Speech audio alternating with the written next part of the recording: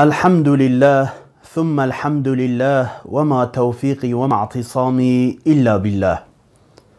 بسیارت ایتا گرنه اد بیجت اری درسته مروف قصتاوان مروفا بکت او اد بیجت ام غیبه زانن آنکو بیجت کاد صبحی چه بد چه نابد ام زانن یان هکر تشتکته هندا ببد یان ایکی دزی بد ام دبوتا اینن در چنکی ام غیبه زانن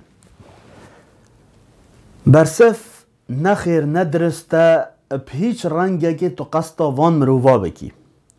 چنکی اف مروفت هنه مروفت دروینن مروفت خرابن ادوین عالم بسر داببن اجبر پرتالک دنیای اجبر پارا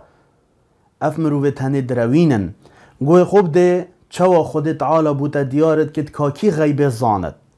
عالم الغیبی فلا يظهر على غیبه احدا هندی که خود تعالی عز وجل او زانای غیبه او عالم الغیب و جا کر خود تعالی عالم الغیبت بو مدیارت کت کا کیه کی زانت و جا افرو که اوید بیجن ام غیبه زانن و آتبو بیجا فلا يظهر على غیبه احدا اوی غیبه هنه خود تعالی بو کس دیار ناکد و جا اول خود تعالی الوی آته وان مروفات دروینت درخد هر وصف پیغمبر علیه الصلاة والسلام ادبیجت لا يعلم الغیب الا الله کس غیبه نزاند الا خود تعالی و جا هکر خود تعالی غیبه بزاند دوید مروف خو بهلت پیویا خود تعالی و قصد وان مروفا نکد او ادبیجت کاده بد کیده بد رسقیتا کاده ناجح بی ده ساقت بی کاده تشتیته هندابی از دبوتا اینم در او حمید روات کن حتی مروف بچتا دفوان کسا اوید فالات خوینن و دستات خوینن